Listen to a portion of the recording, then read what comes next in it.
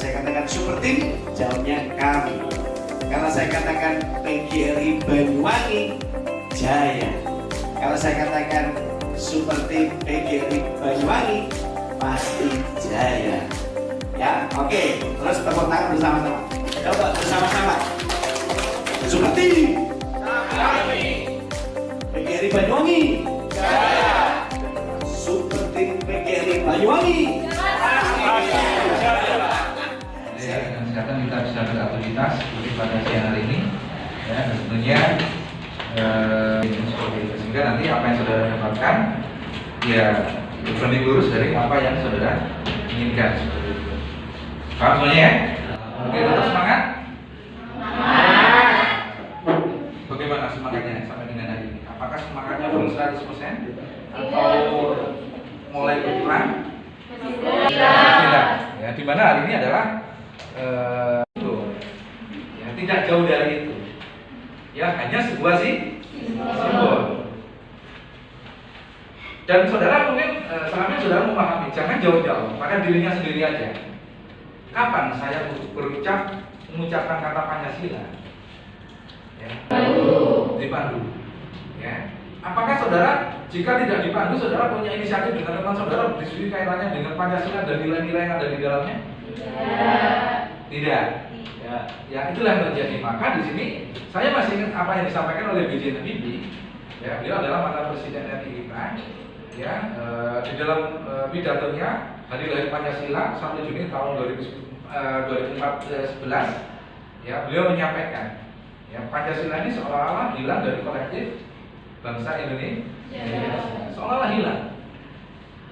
Waalaikumsalam warahmatullahi wabarakatuh. Baik, sebelum kita mulai,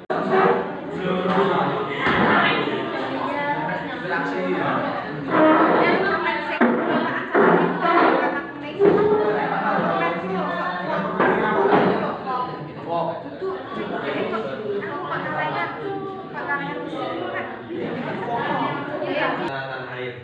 Jadi teman-teman, saya dan kelompok saya nanti ingin membuat suatu video. Jadi kita itu untuk perjanjian menonton laga timnas di kualifikasi Piala Dunia ronde 3 melawan Bahrain. Jadi nanti kita itu janjian nonton bareng di tempat, yaitu lokasinya di Gedor Store. Seperti itu. When you close your eyes, tell me what. Assalamualaikum warahmatullahi wabarakatuh. Salam sejahtera untuk kita semua. Shalom, Om Swastiastu, Nama Budaya, Salam Kebajikan. Pancasila adalah dasar dari negara kita. Oleh karena itu, mengenal sejarah hari lahir Pancasila harus kita ketahui. Kita bukan pembuat sejarah, tetapi kita dibuat oleh sejarah. Itulah topik pembahasan kita hari ini. Salam kenal semua, kami dari Prodi Pendidikan Pancasila dan Kewarganegaraan, Fakultas Keguruan dan Ilmu Pendidikan Angkatan 2024. Saya Dinda Siningsih sebagai moderator dan rekan saya Putri Nurhaliza, saya Mufidah Aulia Asrofi, saya Nita Humaida, saya Dimas Ayu Bastian, saya Teguh Farano Kayasa, saya Muhammad Al-Farasi Jansa, saya Ali Solihin, saya Yana Najibah, saya Iman Azhara, saya Fiesa Sirina Salwa, saya Siti Faekatul Nurlahi Daryanti. Dan inilah video pembahasan tentang sejarah lahir Pancasila. Pancasila sebagai dasar negara Indonesia lahir sebagai buah pemikiran tokoh bangsa. Disarikan dari kebudayaan dan tradisi luhur nenek moyang di Nusantara. Pancasila berasal dari bahasa Sanskerta. Panca berarti 5 dan sila berarti dasar atau asas. Sejarah perumusan Pancasila merupakan sejarah panjang bangsa Indonesia dalam meraih kemerdekaan. Pada penghujung tahun 1944, bala tentara Dainippon Jepang semakin terdesak oleh sekutu akibat rentetan kekalahan di Perang Asia Timur Raya. Menyadari hal itu, pemerintah Jepang mengambil tindakan darurat sesegera mungkin terhadap wilayah-wilayah kekuasaan Jepang, salah satunya Indonesia. Pada 1 Maret 1945, Kumakichi Harada selaku jenderal pemerintah Jepang yang membawahi Jawa mengumumkan akan dibentuk suatu badan usaha baru dengan nama Dokuritsu Junbi Kosakai atau yang lebih dikenal dengan nama Badan Penyelidik Usaha Kemerdekaan atau yang disingkat dengan BPUPK. Dan menjelaskan sejarah lahirnya Pancasila. Peristiwa pertama terjadi pada tanggal 7 September 1944. Perdana Menteri Kekaisaran Jepang yang bernama Kunaiki Koiso mengumumkan janji Koiso atau deklarasi Koiso. Keputusan yang didapat dari sidang tersebut adalah terbentuknya Panitia 9 yang diketuai oleh Ian Soekarno. Tugas dari Panitia 9 itu sendiri adalah menampung berbagai aspirasi tentang bangsa dan negara. Pada tanggal 22 Juni 1945, Panitia 9 berhasil merumuskan dasar negara. Rumusan tersebut dicetuskan oleh Mr. Muhammad Yamin, diberi nama Piagam Jakarta atau Jakarta Jaya. Sengaja kita hanya membuat video untuk tontonan semata. Rekan-rekan sekalian, sebelum memulai presentasi kali ini, perkenalkan kami dari Prodi Pendidikan Pancasila dan Kewarganegaraan Angkatan 2024. Saya Dinda Ningsi selaku ketua dari pembuatan tugas di sini dan rekan saya. Saya Muhammad Alfarisi Dansa. Saya Mufidah Aulia Asrofi. Saya Ali Solihin. Di sini kita akan membahas mengenai isu yang sangat penting dan relevan, yaitu pemaparan karya kelompok dengan tema proyek anti korupsi.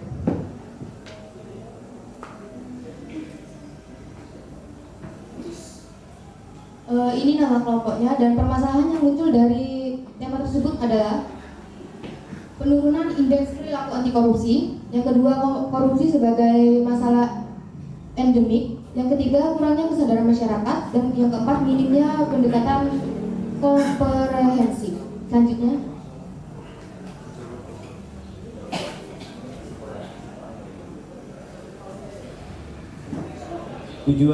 Tujuan dari penulisan proposal ini adalah satu, meningkatkan kesadaran masyarakat tentang bahaya korupsi, mendorong partisipasi aktif dalam upaya pemberantasan korupsi, tiga, menggugah semangat dan mendorong aksi nyata dari berbagai pihak, baik pemerintah, swasta maupun masyarakat dalam upaya memberantas korupsi.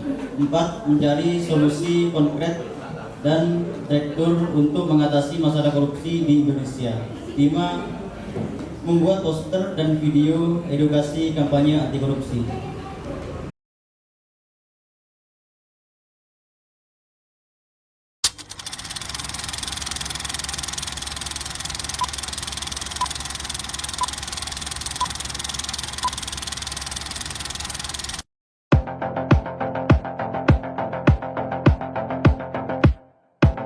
KPK menetapkan Menteri Sosial Juliari Batubara dan 2 pejabat pembuat komitmen Kemensos serta 2 pihak swasta sebagai tersangka kasus dugaan korupsi dan bantuan sosial COVID-19.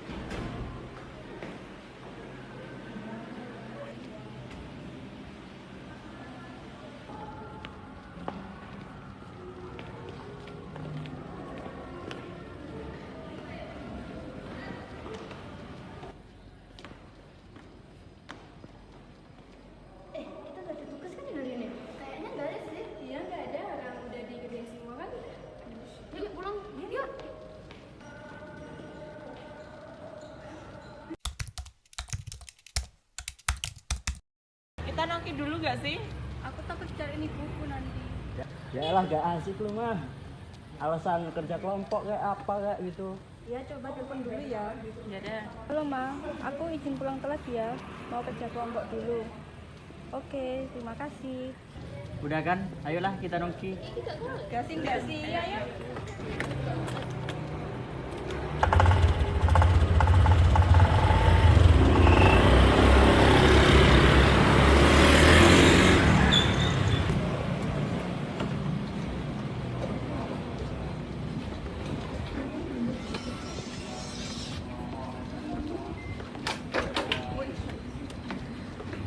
Mas, pesan pop esnya 7 ya.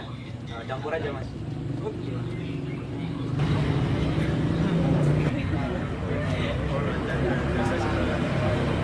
Apa sih kok?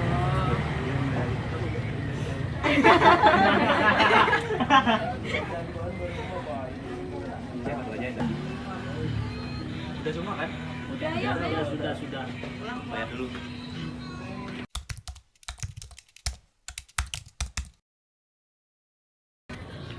Mas, tadi semuanya berapa ya sekali? Anda berapa ya? Lupa dah. 5 mas ya, 5 tadi. 5. Udah perlu 5.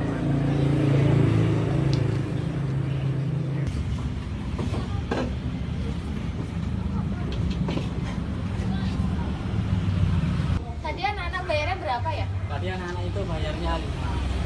Soalnya saya lihat jelas di belakang ada 7. Nggak tahu saya. Terus gimana? Ya udah, saya mau bilang.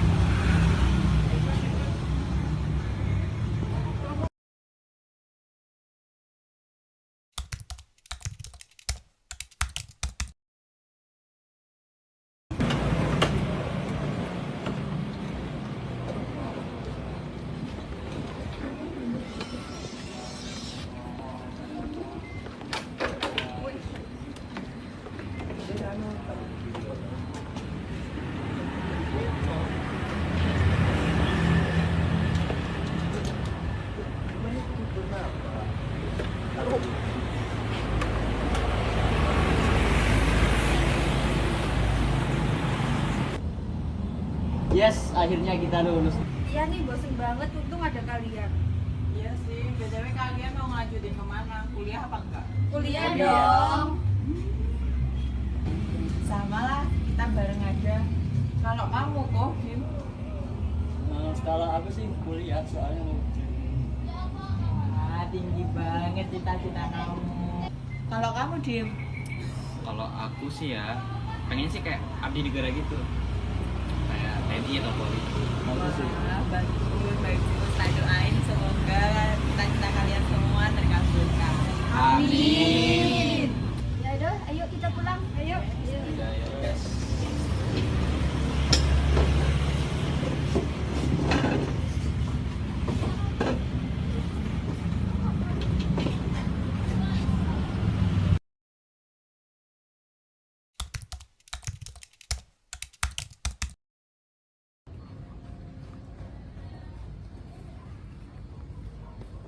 Gak kerasa ya kita udah semester 5 aja. Iya. Aku sih harus bener-bener kuliah ini. Soalnya mau jadi gubernur. Dulu pas SMA kamu nakal itu mau jadi gubernur. Cita-cita harus setinggi langit, bro. Nah itu kenapa? Nah bro, kenapa kamu gak join partai aja kalau gitu? Wah, ide bagus tuh. Iya loh. Kalau aku gabung partai, aku bisa cari batu loncatan buat jadi gubernur. Nah, join dong. Nah, oke, siap.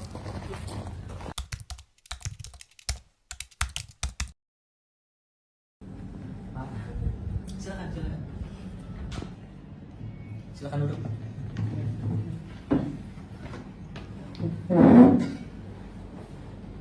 Selamat datang, saya Dimas, ketua partai ini. Senang bertemu dengan Anda. Nama Anda?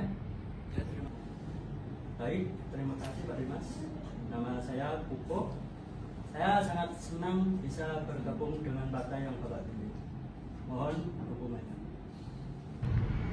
Selamat bergabung di keluarga besar kami, Kupo. Kami sangat menghargai keputusan Anda untuk bergabung. Dan apa yang membuat Anda tertarik sehingga Anda ingin bergabung menjadi anggota partai ini? Saya tertarik dengan visi misi partai yang Bapak pimpin karena visi misi partai Bapak berfokus pada pemberdayaan masyarakat. Saya ingin berkontribusi dalam membuat perubahan positif bagi lingkungan sekitar saya. Itu luar biasa. Kami selalu mencari orang-orang yang memiliki semangat tinggi seperti Anda ini. Di sini Anda bisa menemukan banyak kesempatan untuk berkontribusi, entah itu melalui program-program sosial maupun politik. Baik Pak Dimas, mohon bimbingannya.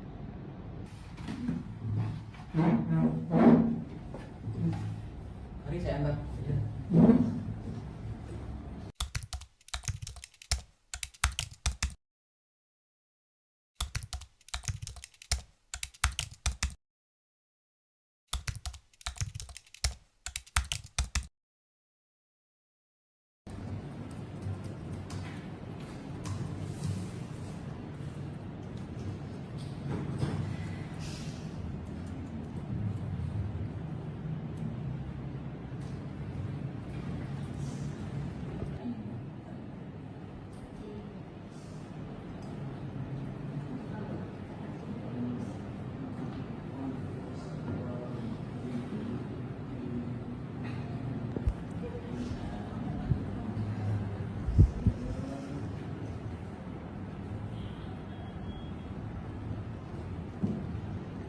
Semisal dana aku korupsi, enak kali ya?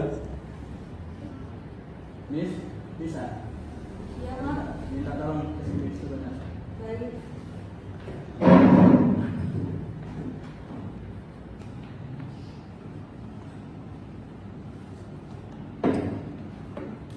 Ada apa Pak manggil saya? Jadi gini Miss, berapa anggaran bansos yang sudah turun dari pemerintah? Kalau dihitung-hitung itu ada sekitar 50 miliar Pak. Wah, anggarannya besar juga. Iya Pak, lumayan. Kalau boleh, saya minta PIN bank kantor. Iya Pak, nanti saya kirim ya. Ditunggu. Ya.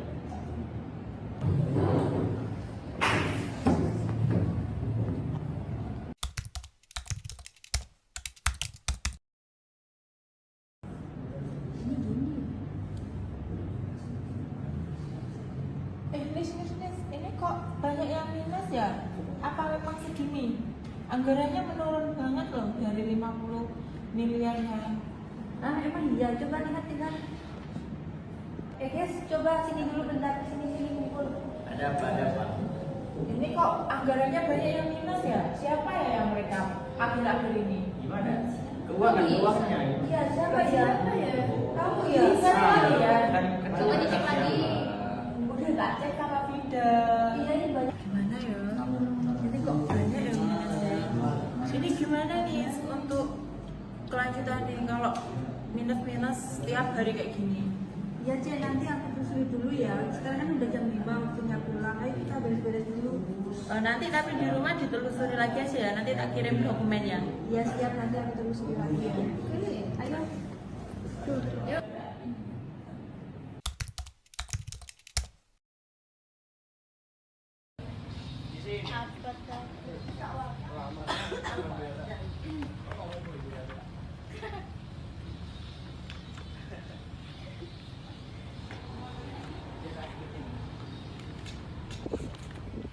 Gimana nih yang kemarin sudah dicek lagi apa belum semalam? Aku baru kesini dan kemarin Pak pernah minta pin bank ATM ke aku. Dalam hal apa dia minta pin bank? Kan kemarin itu bilangnya mau lihat anggaran yang muncul dari pemerintah untuk bansos itu berapa. Tapi kok aneh gitu ya? Apa nanti dikonfirmasi aja sama Pak Koko ya? Iya, nanti aku konfirmasi lagi ya.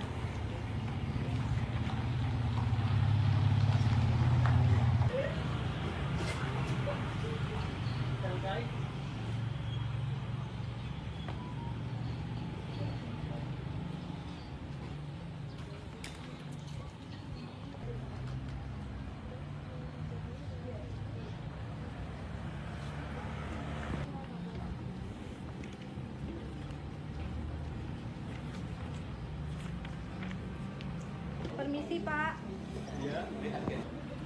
Ya, kenapa? Silakan masuk. Baik, Pak.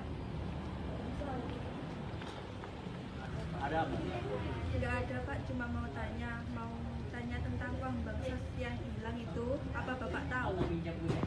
Jadi gini nih, semenjak kamu kasih pin itu, aku nggak pernah buka sama sekali.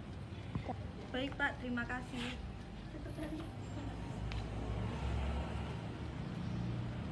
Yes, aku habis tanya Pak Kuku. Gimana katanya? Katanya beliau itu nggak tahu ya soal ini. Masa sih? Apakah kita langsung laporin ke KPK aja? Oh iya, ide yang bagus. Ayo, apa kita bikin laporan sekarang aja biar cepat? Ya, kita laporin aja ke KPK. Lagi ya.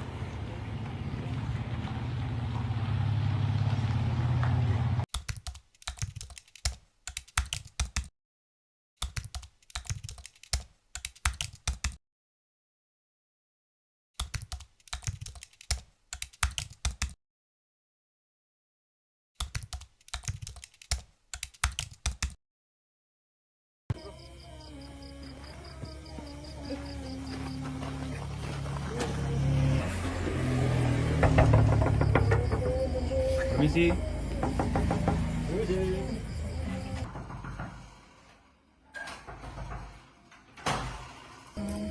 Selamat malam. Iya, ada apa? Kami dari pihak kepolisian. Apa benar ini rumah saudara hukum? Iya benar. Ada apa? Kami mendapat laporan bahwa Anda terlibat dalam kasus korupsi. Hah? Korupsi? Emang ada buktinya kalau aku korupsi? Maaf Pak Polisi, rumah ini adalah hasil dari korupsi yang dia gunakan selama ini. Bapak, apa benar Bapak terlibat? Aku tidak percaya. Ini salah paham. Ini pasti salah paham. Kami sudah memiliki bukti. Silakan ikut kami kantor polisi. Kita tunggu bukti. Bapak harus tanggung jawab atas tindakan Bapak ini, karena ini bukan hanya tentang diri Bapak. Semoga Bapak bisa menjelaskan di sana. Mari Pak Olo, jangan.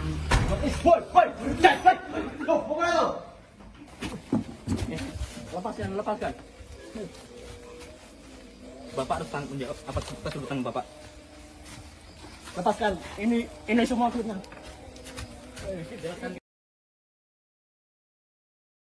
Assalamualaikum warahmatullahi wabarakatuh. Waalaikumsalam warahmatullahi wabarakatuh. Sidang Pengadilan Negeri Kertosari, Kota Banyuwangi yang memeriksa dan mengadili perkara-perkara pidana korupsi pada tingkat pertama dengan acara pemeriksaan biasa dengan nomor perkara 438-014-FT-03-2008 dengan terdakwa Kukuh DK Kareng Okayasa pada hari ini tanggal 20 November 2024 dibuka dan dinyatakan terbuka untuk umum.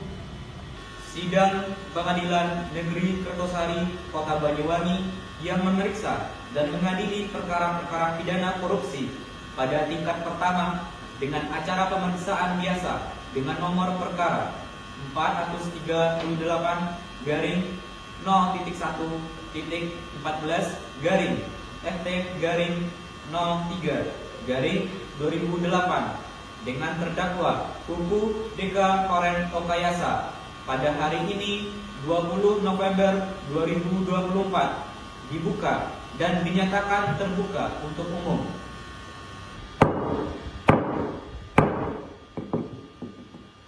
Silakan para pihak untuk duduk di tempatnya masing-masing. Dalam kasus ini, apakah saudara didampingi oleh penasihat hukum?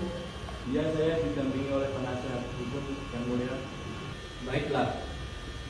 Untuk saat ini, perkara saudara akan dipersidangkan di Pengadilan Negeri Kertosari, Kota Banyuwangi. Jadi, segala sesuatu yang terjadi dalam persidangan ini, tolong Anda dengarkan dengan baik. Baik yang mulia. Bagaimana saudara penuntut umum? Apakah sudah siap dengan dakwaannya? Saudara terdakwa, apakah sudah menerima salinannya? Sudah yang mulia. Sudah yang mulia. Dalam kasus ini, terdakwa didakwa dengan dakwaan SDB pasal 2 ayat 1 J, pasal 18 Undang-Undang RI nomor 31 tahun 1999 tentang pemberantasan tindakan pidana korupsi J. Undang-Undang RI Nomor 20 Tahun 2001 tentang perubahan atas Undang-Undang Nomor 31 Tahun 1900 Jo. Pasal 55 ayat 1 ke 1 KUHP subsidiary Pasal 3 Jo. Pasal 18 Undang-Undang RI Nomor 31 Tahun 1999 tentang pemberantasan tindakan korupsi Jo. Undang-Undang RI Nomor 20 Tahun 2001 tentang perubahan atas Undang-Undang Nomor 31 Tahun 1999 Jo. Pasal 55 ayat 1 ke 1 KUHP. Apakah saudara sudah mengerti dengan surat dakwaan yang telah dibacakan oleh putusan umum tadi? Bagaimana saudara penasihat hukum? Apakah akan melakukan pembelaan hukum terhadap dakwaan dari saudara penuntut umum? Iya yang mulia, saya mengerti. Terima kasih Yang Mulia. Majelis hukum yang kami muliakan, saudara jaksa penuntut umum dan sidang yang mulia, perkenankanlah kami memohon kepada majelis yang memeriksa dan mengadili perkara ini agar 1. Menyatakan terdakwa tidak terbukti secara sah dan meyakinkan menurut hukum melakukan tindak pidana yang didakwakan dalam surat dakwaan. Yang kedua, membebaskan terdakwa dari dakwaan primair dan dakwaan subsidiar tersebut sesuai dengan pasal 191 ayat 1 KUHP atau setidak-tidaknya melepaskan terdakwa dari semua tuntutan hukum sesuai dengan pasal 191 ayat 2 KUHP. Yang ketiga, mengembalikan kemampuan, nama baik, harkat dan martabat terdakwa ke dalam kedudukan semula. Yang keempat, membebankan ongkos perkara kepada negara, atau apabila majelis hukum berpendapat lain, mohon putusan seadil-adilnya sesuai dengan ketentuan hukum yang berlaku. Terima kasih. Bagaimana penuntut umum? Apa sudah siap alat bukti dan tuntutannya? Sudah siap Yang Mulia.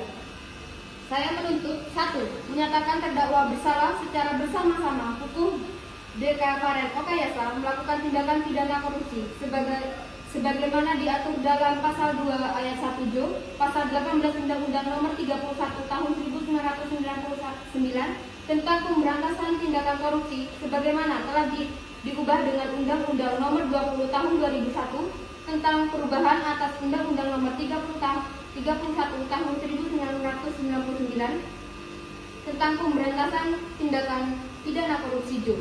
Pasal 55 ayat 1 ke 1 KUHP dipidana sebagaimana dalam dakwaan alternatif pertama.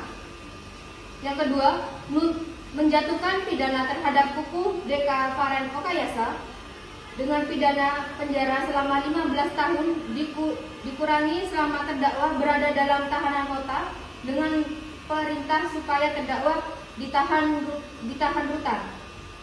Yang ketiga, membayar denda terhadap terdakwa sebesar 200 juta subsidiar terdakwa selama 6 bulan kurungan. Yang keempat, menetapkan agar UU DK Faren Okayasa membayar uang pengganti sebesar 5.988.227.272 rupiah yang dibebankan secara tanggung renteng oleh terdakwa. Terima kasih.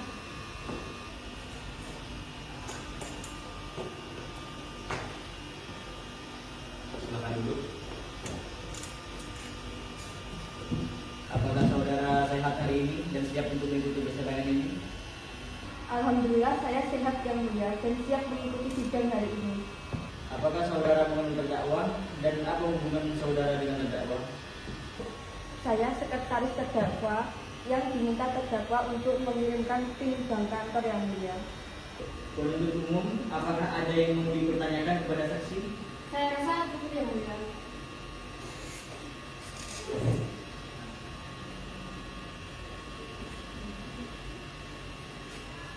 Baiklah, dengan ini saya menyatakan bahwa terdakwa Kuku DK Faren Okayasa terbukti secara sah dan meyakinkan bersalah dari dakwaan, menjatuhkan hukuman selama 10 tahun penjara membebankan membayar ganti rugi kerugian negara sebesar 2 miliar.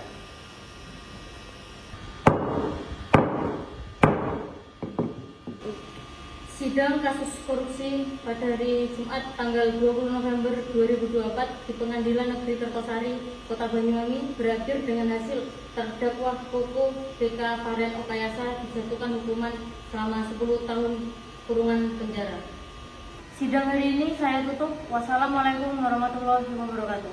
Waalaikumsalam warahmatullahi wabarakatuh.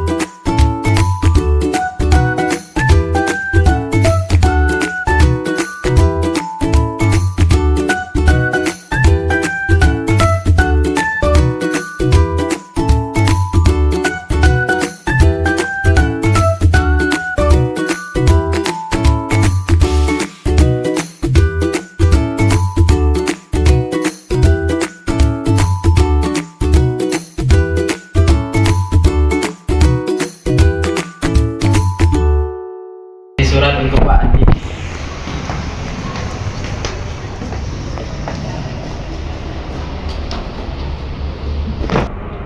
Pak Budi, dana bantuan untuk pembangunan perpustakaan ini sudah cair nih. Tapi seperti biasa, kita sisihkan 30% dulu ya. Baik, Pak Andi, tapi bukankah dana ini sudah pas untuk keperluan proyek? Kalau dipotong lagi, nanti kualitas bangunannya kurang baik. Ah, nggak usah terlalu khawatir. Pakai bahan yang lebih murah saja. Lagi pula, nggak ada yang akan memeriksa detail pembangunannya kok. Proyek ini kan cuma formalitas saja. Tapi Pak, ini untuk anak-anak. Kalau perpustakaan nggak dibangun dengan benar, kasihan mereka. Pak Budi, jangan terlalu idealis. Semua instansi juga begitu kok. Kita juga butuh uang operasional kan. Saya yakin Anda paham lah. Baik Pak, tapi ini tanggung jawab besar. Ya, saya tahu. Tenang saja, kalau ada audit, saya yang ngurus. Anda tinggal tanda tangan laporan saya aja, sesuai arahan seperti yang saya instruksikan kemarin. Baik Pak, saya ikuti arahan Bapak.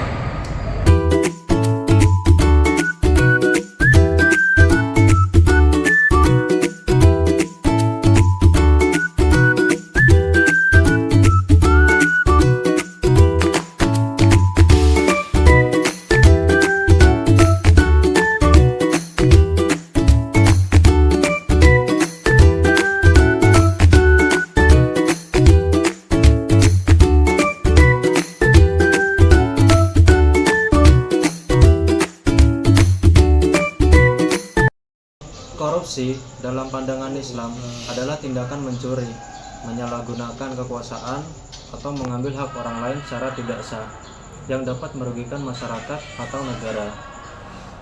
Dalam Al-Quran dan hadis, terdapat banyak ayat dan sabda Nabi Muhammad yang mengutuk perbuatan yang merugikan orang lain seperti mengingkari amanah atau menipu. Surat Al-Baqarah 188, Allah berfirman, "Janganlah kamu memakan harta sesama kamu dengan cara yang batil atau salah, dan janganlah kamu membawa perkara itu ke pengadilan untuk memakan harta orang lain dengan dosa. Secara keseluruhan, penelitian ini bertujuan untuk mengetahui perilaku koruptif di Indonesia, terutama faktor-faktor pendorongnya, dampak negatifnya terhadap kehidupan, serta penyumbang perspektif Islami dalam memahami dan menangani korupsi, sehingga dapat memberikan panduan yang komprehensif bagi umat Islam dan pihak yang terkait.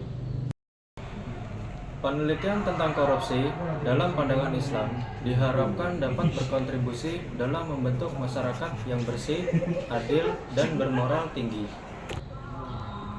Adapun manfaatnya itu ada seperti memperkaya literatur ilmu agama dan sosial, memperkuat dasar hukum dalam mencegah korupsi, dan meningkatkan kesadaran masyarakat tentang bahaya korupsi. Ada juga mengembangkan solusi pencegahan korupsi, membentuk karakter individu, mendukung sistem pendidikan anti korupsi, mendorong prinsip akuntabilitas dan transparansi. Islam mengajarkan agar setiap individu, terutama yang memiliki jabatan atau wewenang, menjalankan tugasnya dengan jujur dan bertanggung jawab. Secara keseluruhan, pemberantasan korupsi dalam Islam bukan hanya tuntunan moral, tetapi juga kewajiban agama dalam menjaga keadilan dan kesejahteraan umat. Korupsi adalah tindakan penyalahgunaan kekuasaan untuk keuntungan pribadi atau kelompok tertentu, diantaranya melibatkan penerimaan suap, penggelapan dana, atau manipulasi prosedur untuk mendapatkan keuntungan yang tidak sah. Hasil dari berbagai riset yang dilakukan oleh berbagai lembaga menunjukkan bahwa tingkat korupsi di Indonesia yang penduduknya mayoritas muslim ini termasuk yang paling tinggi di dunia. Korupsi terjadi dalam berbagai bentuk dan menyentuh banyak aspek kehidupan sosial, ekonomi, dan politik. Hal ini menegaskan pentingnya pemberantasan korupsi untuk menciptakan keadilan sosial dan kemakmuran bersama. Meskipun terdapat sejumlah kebijakan dan lembaga anti korupsi yang berupaya mengatasi masalah ini, efektivitasnya seringkali terhambat oleh kurangnya transparansi, independensi, dan keberlanjutan dalam pelaksanaan kebijakan tersebut. Berdasarkan hasil penelitian, disarankan adanya upaya untuk memperkuat sistem hukum dan kebijakan anti korupsi.